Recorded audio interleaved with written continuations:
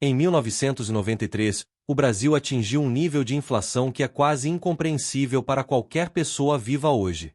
2.477%. Isso não é erro de digitação. Não é exagero. Não é propaganda. São números reais. 2.477% em um único ano. Isso significa que se você tinha R$ 1 no início do ano, no final do ano aquele real valia menos que meio centavo. Menos que meio centavo. A moeda que você segurava em sua mão, a moeda que representava seu trabalho de um dia, havia perdido praticamente todo o valor em 12 meses. E não era apenas o dinheiro que se evaporava. Era vidas inteiras. Vidas de pessoas que haviam trabalhado para acumular poupança. Poupança que desapareceu. Vidas de famílias que não conseguiam nem alimentar seus filhos. Vidas de idosos que viam a renda que haviam economizado por uma vida inteira desaparecer em semanas. Era apocalipse econômico. Era destruição pura. Era fim do mundo para milhões de brasileiros. Este é o vídeo que expõe como uma nação inteira foi destruída. Como inflação desenfreada criou caos que ninguém jamais deveria experienciar. Como o Brasil, em 1993, entrou em um inferno econômico que mudaria o destino de uma geração inteira. Vamos começar em 1989, quando o Plano Cruzado havia finalmente falido completamente. Quando o Brasil havia retornado à hiperinflação. Quando a tentativa de Sarney de salvar a economia havia fracassado desastrosamente. Quando a população havia finalmente compreendido que havia sido enganada. E então Fernando Collor chegou ao poder. Collor era novo. Era diferente. Era promessa de mudança. Collor vinha de Alagoas. Era empresário bem-sucedido. Ou assim ele dizia. Collor prometeu combater inflação. Prometeu combater corrupção.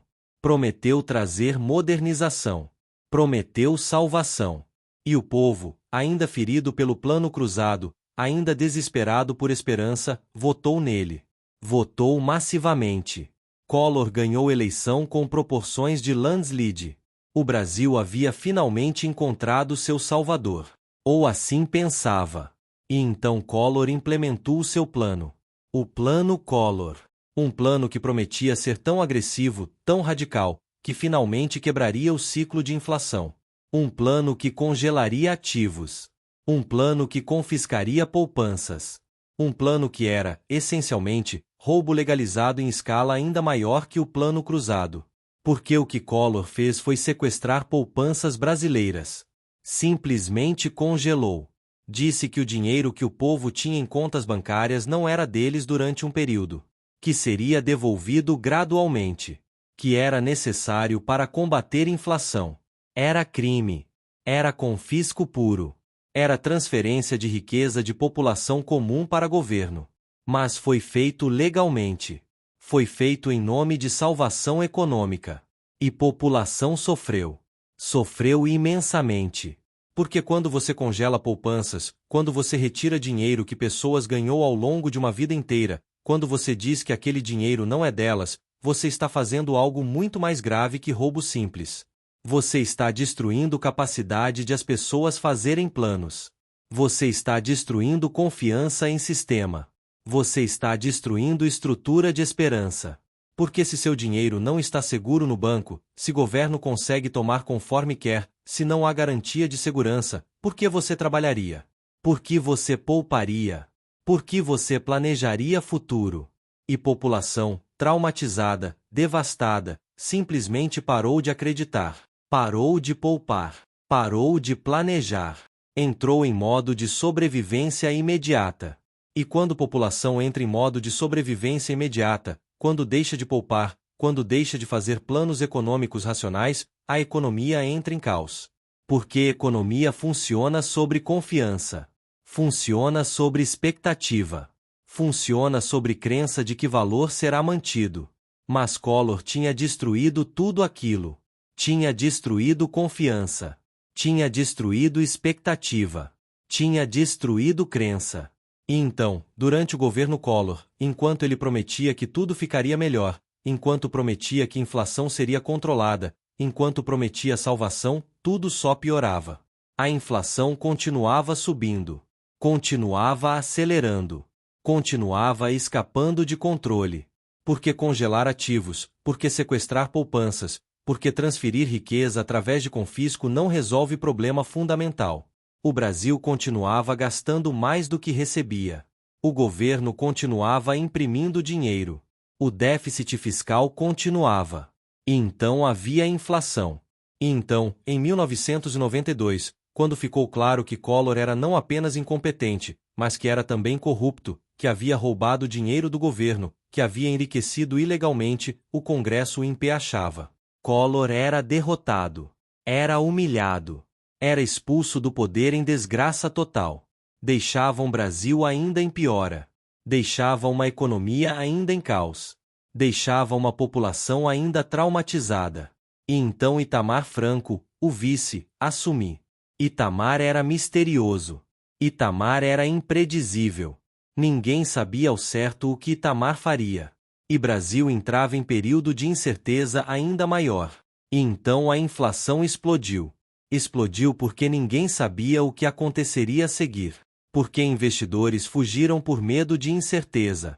Porque a população, vendo política disfuncional, vendo governo em caos, vendo futuro incerto, começou a gastar tudo imediatamente. Porque se não havia futuro, por que economizar? Se governo podia tomar dinheiro conforme quisesse, por que deixar em banco? Se inflação estava acelerando, por que não gastar agora enquanto o dinheiro ainda tinha valor? E quando milhões de pessoas fazem essa mesma decisão simultaneamente, quando todos tentam gastar antes que dinheiro perca valor, você cria demanda massiva, cria falta, cria escassez, cria pressão para preços subirem mais, cria mais inflação. E a espiral começou. Espiral de inflação. Inflação que alimenta mais inflação. Preços sobem, então pessoas correm para gastar antes de subir mais. Demanda explode. Escassez aumenta. Preços sobem mais. Mais pessoas correm para gastar. Mais inflação. E a espiral continua, acelerando, cada vez mais rápido, cada vez mais fora de controle, até que chega a ponto onde inflação não é mais sobre economia. É sobre psicologia pura. É sobre terror. É sobre desespero. E em 1993, Brasil atingiu aquele ponto. Atingiu o ponto de inflação total descontrolada. Atingiu o ponto de 2.477%. E ninguém havia experienciado aquilo antes. Ninguém havia visto algo assim. Ninguém conseguia compreender. Porque 2.477% não é apenas número grande. É número que viola toda a capacidade humana de compreensão. É número que significa que realidade econômica se tornou incompreensível. Pense por um momento. Pense sobre o que significa viver em ambiente onde a inflação é 2.477% em um ano. Significa que preços não apenas sobem. Significa que preços mudam constantemente. Significa que o preço de algo de manhã é diferente de noite. Significa que o preço de pão muda a cada hora. Significa que você não consegue fazer compras porque não sabe qual será o preço antes de chegar no caixa. Significa que você não consegue fazer nenhum plano porque não consegue saber qual será o custo de nada em uma semana. Significa que toda decisão econômica se torna impossível. Significa que vida se torna puro caos. E população brasileira, em 1993, vivia naquele caos. Vivia em mundo onde moeda não tinha valor. Onde economizar era sentença de morte econômica. Onde o único que importava era gastar hoje porque amanhã não haveria mais valor. Vivia em mundo onde trabalhar tinha pouco sentido porque salário se evaporava antes de ser gasto. Vivia em mundo onde futuro não existia. Havia apenas dia de hoje. E hoje era suficiente sacrifício. E o que era mais extraordinário era que isso havia sido criado. Isso não era resultado de guerra. Não era resultado de desastre natural. Não era resultado de choques externos inevitáveis. Era resultado de escolhas de políticos. Escolhas de Collor. Escolhas de seus antecessores. Escolhas de seguir políticas que criavam gasto excessivo. Escolhas de favorecer elites em vez de população. Escolhas de transferir riqueza através de inflação. Escolhas de destruir moeda através de impressão descontrolada. Tudo havia sido criado pela ação humana. E população sofria as consequências. Sofria porque não tinha renda que acompanhasse inflação. Sofria porque salários não subiam conforme preços subiam. Sofria porque podia comprar cada vez menos com o mesmo dinheiro. Sofria porque vidas economicamente estruturadas simplesmente desabavam. Porque planejamento não era possível. Porque futuro não existia. Havia apenas dia de hoje. E ninguém estava seguro. Nem trabalhadores. Nem classe média. Nem pequenos empresários. Todos eram vítimas. Todos eram destruídos pela inflação desenfreada. Os pobres não conseguiam comer porque comida ficava cara mais rápido que conseguiam ganhar. A classe média via suas poupanças evaporarem. Os pequenos empresários não conseguiam fazer nenhum investimento porque qualquer dinheiro que ganhava hoje valia muito menos amanhã. Todos sofriam. Todos eram destroçados. E havia consequências sociais. Havia criminalidade em aumento. Havia fome. Havia crianças de rua. Havia morte de fome. Havia suicídios de pequenos comerciantes que não conseguiam lidar com realidade econômica. Havia crises de saúde mental. Havia desespero. Havia loucura. Porque inflação não é apenas fenômeno econômico. É trauma psicológico. É destruição de esperança. É quebra de conexão com o futuro. E governo, ao invés de agir, ao invés de tomar decisões drásticas que pudessem parar a inflação, continuava oscilando. Continuava fazendo planos meio-termos. Continuava tentando tudo meio-termo. Porque tomar ação de verdade significaria fazer escolhas que prejudicariam alguém. Significaria elevar imposto. Significaria cortar gastos. Significaria fazer populações sofrer mais no curto prazo para salvar no longo prazo.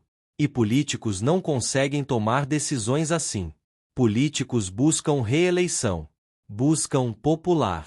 Buscam ser amados. E decisões que causam sofrimento imediato não ganham votos. Então o governo oscilava. Oscilava enquanto o país desabava. Oscilava enquanto população sofria. Oscilava enquanto o futuro desaparecia. E inflação continuava. Continuava acelerando. Continuava escapando de controle. Porque você não consegue combater inflação através de ondulação. Você não consegue parar inflação através de meios termos. Você consegue apenas de forma drástica. Através de ação decisiva. Através de cortes de gastos reais. Através de sacrifício real no curto prazo. E a população, vendo que governo não conseguia agir, vendo que situação não melhorava, vendo que cada dia era pior que anterior, começou a procurar solução por conta própria. Começou a usar dólar. Começou a fazer transações em dólar porque dólar mantinha valor. Porque dólar era estável. Porque dólar era escape do pesadelo. E conforme mais pessoas faziam isso, conforme mais transações aconteciam em dólar, conforme moeda nacional era abandonada, a moeda desabava ainda mais. Porque se ninguém quer a moeda não tem valor. E então havia população que não tinha dólar. Havia população que não conseguia acessar dólar. Havia população que estava completamente presa na moeda nacional que valia nada. Havia população que era vítima dupla. Primeiro, vítima da inflação. Segundo, vítima da exclusão de acesso ao escape econômico que era dólar. E para aquela população, para aqueles pobres que não tinham acesso a dólar, não havia opção. Havia apenas sofrimento. Havia apenas espera de que situação melhorasse. E situação não melhorava. E então, em 1994, finalmente, depois de anos de caos, depois de inflação desenfreada, depois de 2.477% em 1993, governo implementou o Plano Real. O Plano Real era plano que, finalmente, tentava resolver problema fundamental.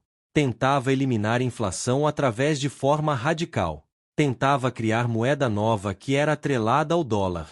Tentava garantir que moeda teria valor porque havia dólar respaldando. Era plano arriscado. Era plano que significava que Brasil tinha que ter reservas de dólar suficientes para responder. Significava que governo tinha que manter déficit fiscal controlado. Significava sacrifício. Mas era o único plano que poderia funcionar. E o plano real funcionou. Funcionou porque era radical. Funcionou porque era crível. Funcionou porque a população acreditava que dessa vez era diferente. Acreditava que dessa vez inflação seria parada. E porque acreditava, porque expectativas mudavam, porque a população parava de correr para gastar tudo antes de perder valor, inflação realmente caía. Caía dramaticamente. Caía de 2.477% em 1993 para menos de 100% em 1994. Caía para menos de 10% em alguns anos. E finalmente, depois de décadas de inflação crônica, o Brasil tinha estabilidade. Mas havia preço. Havia preço enorme. Porque o plano real significava que moeda brasileira era agora dependente de dólar americano. Significava que Brasil havia perdido autonomia monetária. Significava que não podia mais imprimir dinheiro conforme quisesse. Significava que tinha que manter reservas de dólar. Significava que tinha que obedecer disciplina fiscal. Significava que havia perdido liberdade econômica para ganhar estabilidade de preços. E então a questão tornou-se: era preço que valia a pena? Vale a pena trocar autonomia monetária por estabilidade? Vale a pena trocar capacidade de imprimir dinheiro conforme quisesse por moeda estável? Para a população que tinha visto suas economias evaporarem em 1993, para a população que havia sofrido através de 2.477% de inflação, a resposta era óbvia. Sim. Absolutamente sim. Porque qualquer coisa era melhor que aquilo. Porque estabilidade, mesmo que significasse menos liberdade econômica, era infinitamente melhor que inflação desenfreada. Mas havia população que não compreendia. Havia economistas que argumentavam que Brasil havia perdido muito. Havia intelectuais que diziam que Brasil havia se tornado colônia econômica de Estados Unidos. Havia aqueles que viam plano real não como salvação, mas como novo tipo de prisão. Porque quando você prende moeda ao dólar, quando você cede autonomia monetária, quando você deixa que outro país controle essencialmente sua política monetária, você realmente perdeu algo importante. Perdeu capacidade de fazer política própria. Perdeu capacidade de ajustar moeda conforme necessidade. Perdeu o poder que nação soberana deveria ter. Mas para a maioria da população, para aqueles que tinham vivido através de 2.477% de inflação, aqueles que haviam visto suas vidas destruídas, aqueles que tinham sofrido através do caos econômico, a troca era aceitável. Porque estabilidade era a possibilidade de viver. Porque estabilidade era a possibilidade de fazer planos. Porque estabilidade era a possibilidade de futuro. E futuro havia desaparecido em 1993. Havia desaparecido completamente. Havia sido substituído por dia de hoje. Por caos. Por desespero. E é aí que reside a verdadeira lição sobre inflação de 1993. Não é apenas sobre números. Não é apenas sobre economia técnica. É sobre o quão destrutiva a inflação desenfreada é. É sobre o quão rápido pode se destruir uma nação. É sobre o quão rápido pode se destruir vidas. É sobre o quão rápido pode se fazer futuro desaparecer. É sobre o quão rápido uma população pode ser empurrada ao desespero. Porque 2.477% de inflação não é fenômeno distante. É fenômeno que pode acontecer em qualquer lugar. É resultado de escolhas políticas. É resultado de gasto excessivo. É resultado de impressão de dinheiro descontrolada. É resultado de falta de disciplina fiscal. É resultado de priorização de ganho político de curto prazo sobre bem-estar econômico de longo prazo. E essas são dinâmicas que existem em todo lugar. Em todo governo. Em toda democracia. Porque todos os governos buscam reeleição. Todos os governos querem ser populares. Todos os governos são tentados a gastar além dos meios para ganhar votos. E então inflação de 2.477% em 1993 é aviso. É aviso de que sem disciplina fiscal, sem limite a gastos governamentais, sem comprometimento com saúde monetária, qualquer país pode entrar em caos. Qualquer nação pode ver moeda desaparecer. Qualquer população pode ser destruída. E aquele aviso continua válido hoje. Continua sendo que o Brasil poderia se tornar novamente se repetir mesmo.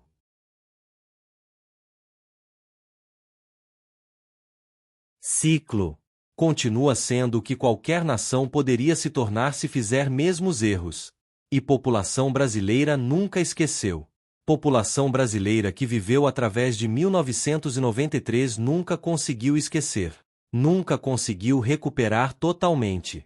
Porque trauma econômico, porque experiência de ver moeda desaparecer, porque sofrimento através de inflação desenfreada deixa cicatriz. Deixa desconfiança. Deixa medo. Deixa compreensão visceral de quão frágil é a economia. Quão rapidamente pode desabar. Quão devastador pode ser. E é por isso que Brasil, depois de 1994, nunca mais permitiu que inflação saísse de controle. Porque população não ia tolerar. Porque população havia aprendido, através de PEN mais agudo, que inflação desenfreada é pior que qualquer sacrifício. É pior que qualquer corte. É pior que qualquer austeridade. Porque a austeridade afeta alguns. Mas inflação desenfreada afeta a todos. Afeta todos de forma igualmente destrutiva. E essa lição, essa compreensão visceral que Brasil ganhou em 1993, é algo precioso. É algo que outras nações ainda não têm. É conhecimento ganhado através de sofrimento. É aprendizado através de caos. É sabedoria através de trauma. E enquanto o Brasil a mantém, enquanto a população brasileira continua tendo medo de inflação desenfreada, enquanto a vigilância sobre moeda e gasto fiscal, Brasil está protegido. Brasil não vai repetir 1993. Brasil não vai permitir que 2.477% retorne. Mas há sempre risco. Há sempre possibilidade. Há sempre chance de que novo governo, novo líder, nova crise, possa criar dinâmicas que levam à inflação novamente. Porque ciclo que criou 2.477% em 1993 não é ciclo que foi destruído completamente. É ciclo que continua existindo. Continua tentando se repetir. Continua sendo tentação para políticos que querem ganhar votos através de gastos que não podem ser mantidos. Continua sendo tentação para governos que querem ser populares em curto prazo mesmo que signifique caos no longo prazo. Então 1993 continua sendo aviso. Continua sendo lembrança. Continua sendo cicatriz que Brasil carrega. E é cicatriz que talvez o Brasil nunca consiga cicatrizar completamente. Porque há coisas que deixam marcas permanentes. Há experiências que nunca conseguem ser esquecidas.